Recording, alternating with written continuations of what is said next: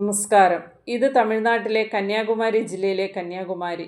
ഉത്തിഷ്ഠത ജാഗ്രത പ്രാപ്യവര്യ നിബോധിത arise awake and stop not till the goal is reached എന്ന് ലോക ജനതയെ പഠിപ്പിച്ച ഇന്ത്യ കണ്ട ഏറ്റവും വലിയ നവോത്ഥാന നായകനായ യുവസന്യാസി 1893 സെപ്റ്റംബർ 11 ചിക്കാഗോയിൽ നടന്ന ലോക പാർലമെൻറ്റ് സമ്മേളനത്തിന് മുന്നോടിയായി ധ്യാനത്തിനായി തിരഞ്ഞെടുത്ത സ്ഥലം.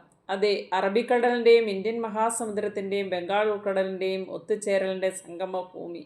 ഇന്ത്യയുടെ തെക്കേ അറ്റമായ ഈ സംഗമഭൂമിയിലെ പാറയിലാണ് സ്വാമി വിവേകാനന്ദൻ 1892 ഡിസംബർ 25, 26, 27 തീയതികളിൽ ധ്യാനത്തിനായി തിരഞ്ഞെടുത്തത്. എന്തുകൊണ്ടാണ് സ്വാമി വിവേകാനന്ദൻ കന്യാകുമാരി തന്നെ തിരഞ്ഞെടുത്തതെന്നറിയാമോ?